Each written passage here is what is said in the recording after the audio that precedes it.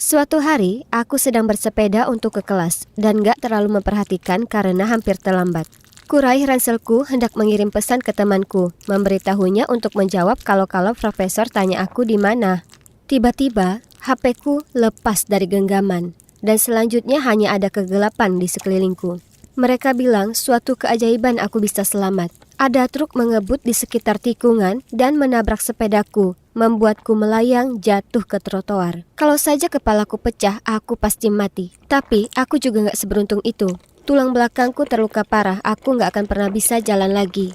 Aku berusaha, bersyukur masih bisa hidup. Tapi berada di kursi roda sangatlah berat. Aku benar-benar lumpuh dari pinggang ke bawah. Jadi orang tuaku harus melakukan semuanya untukku. Untuk pertama kalinya ibu harus memandikanku, aku hanya terbaring di sana dan menangis. Aku berumur 20 tahun dan disinilah aku seperti bayi lagi. Itu sungguh memalukan dan aku bisa lihat bagaimana ini mempengaruhi kedua orang tuaku. Ibu harus keluar dari pekerjaannya untuk merawatku, tapi dia merana. Suatu hari aku sudah gak tahan lagi dan memohon padanya untuk kembali bekerja dan menyewa saja perawat profesional untuk merawatku. Mereka memasang iklan online, tapi butuh beberapa hari sampai akhirnya ada yang melamar. Dan satu-satunya yang melamar adalah pria muda bernama Jason yang gak berpengalaman. Ibuku mempekerjakannya saja, karena kata ibu, dia kelihatannya antusias menjadi perawat.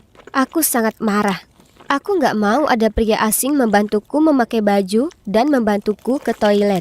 Tapi saat aku melihatnya, semua pikiran tadi langsung sirna. Dia sangat tampan. Aku gak percaya ini. Aku hampir gak bisa melihatnya tanpa tersipu malu. Aku langsung tahu kalau kami bakalan akrab dan dia cuma perlu menutup mata kapanpun aku perlu menggunakan toilet. Kami menemukan jalan. Awalnya dia agak pemalu. Kapanpun kutanyakan padanya soal keluarga atau masa lalunya, dia jadi pendiam lalu mengganti topik.